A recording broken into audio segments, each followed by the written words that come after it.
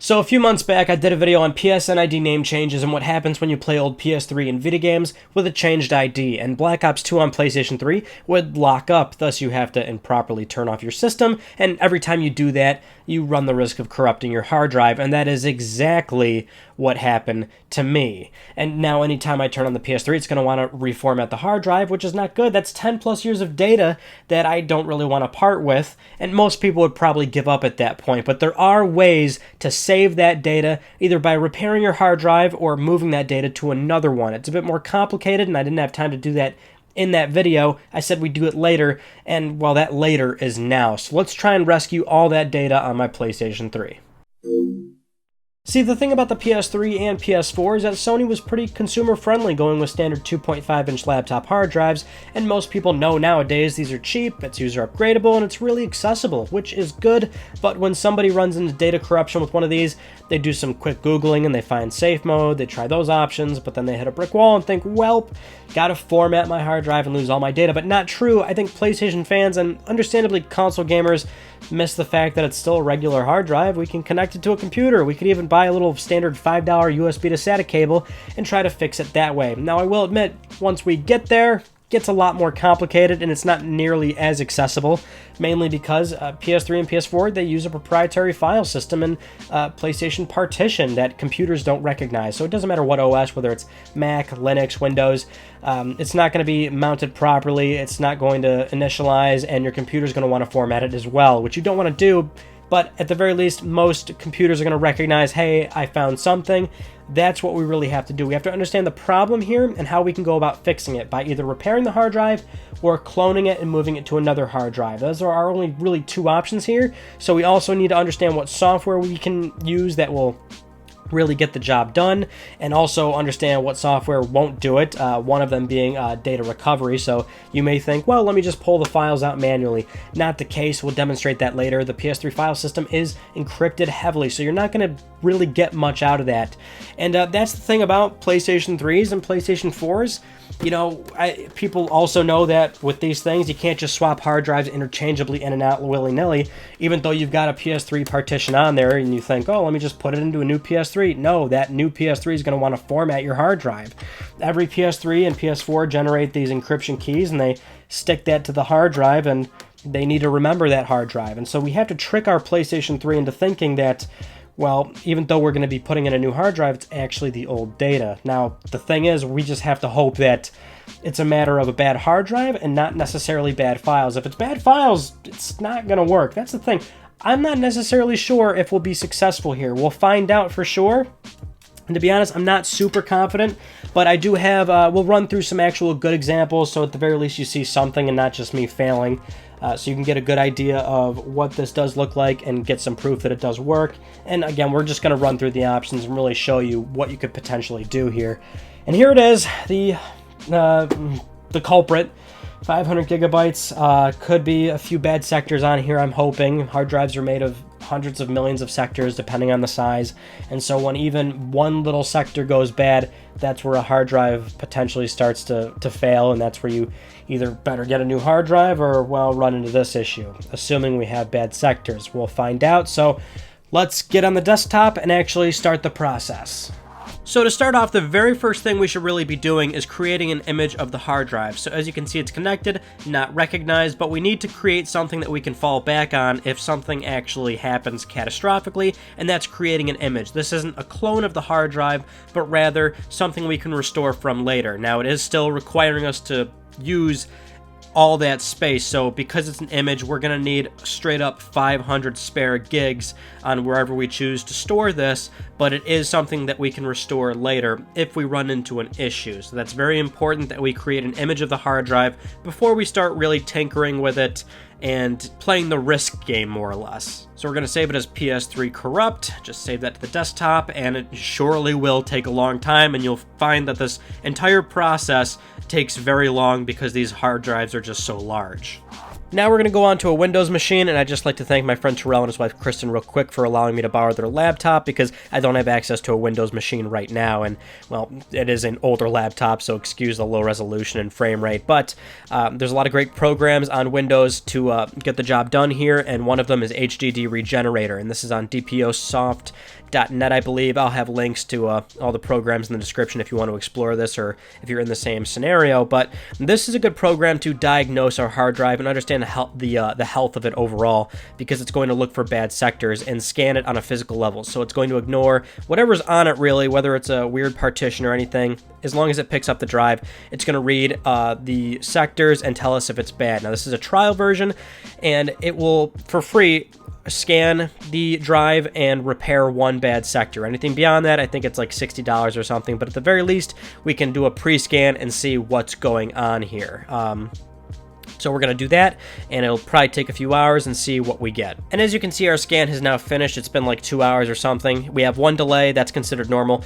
We have 0 bad sectors, which is not great news, to be honest.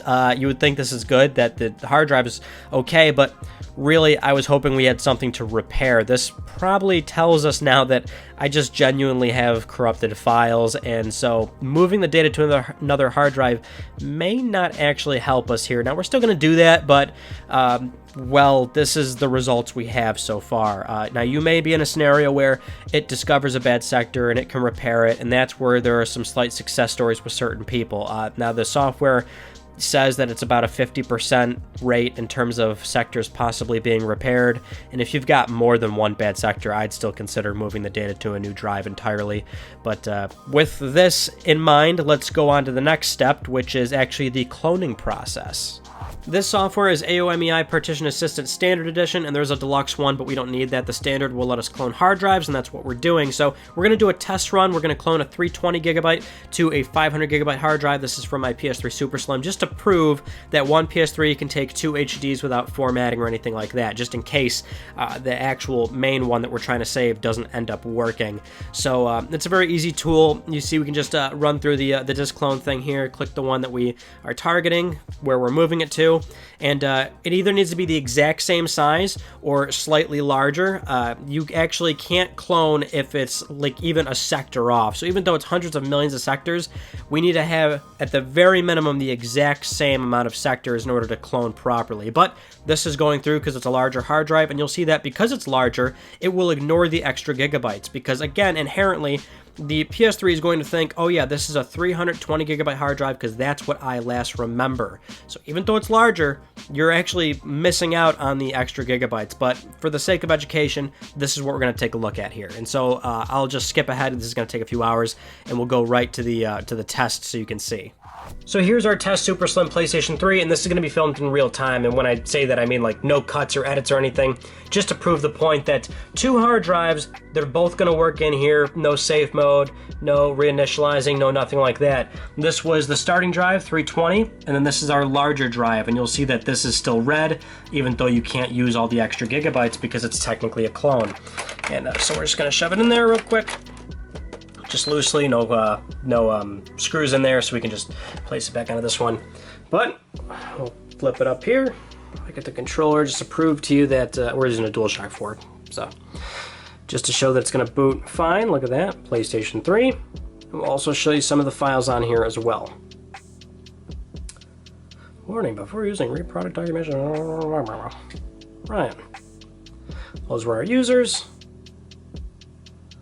And as you can see on here, I have some PS3 commercials and stuff, some music, photos, and game and data utility. Okay, I turn that off. Don't pull it out prematurely. We don't want to do that.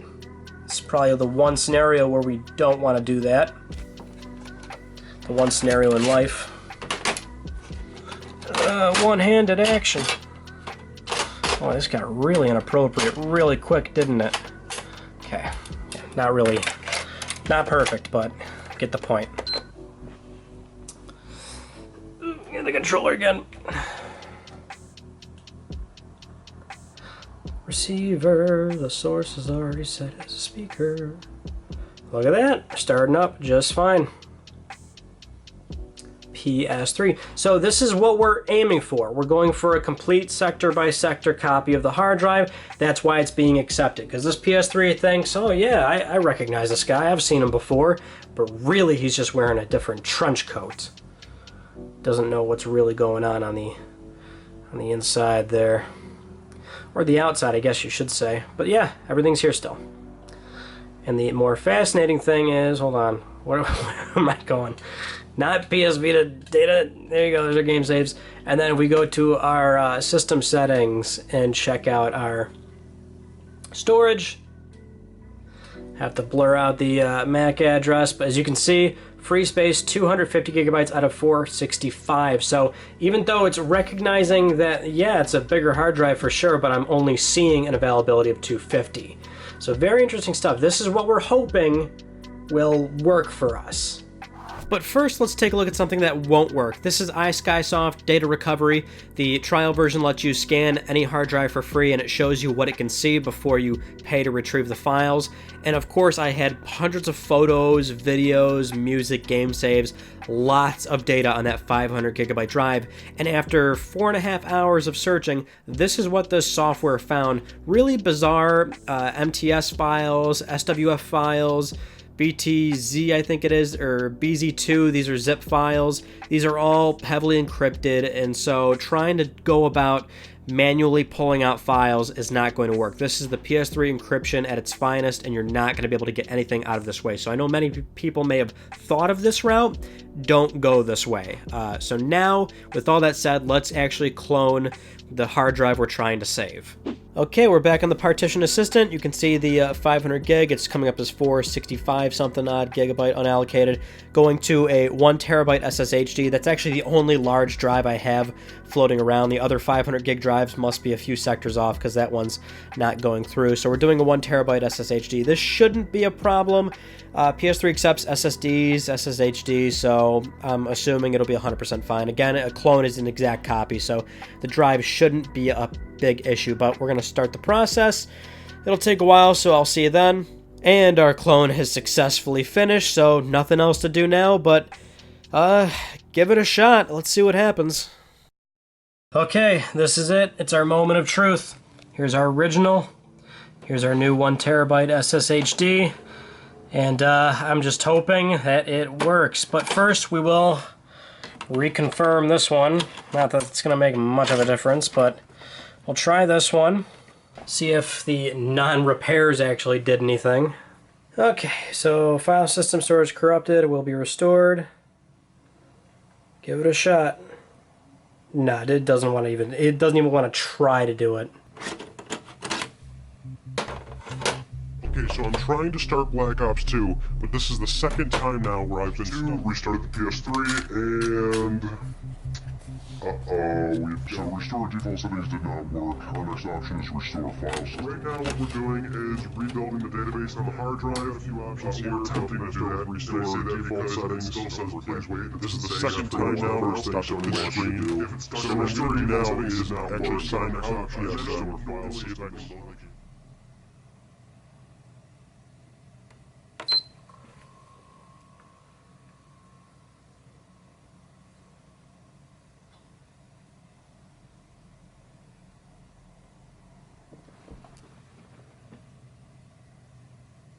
Interesting. PS3 turned right off immediately. What the hell?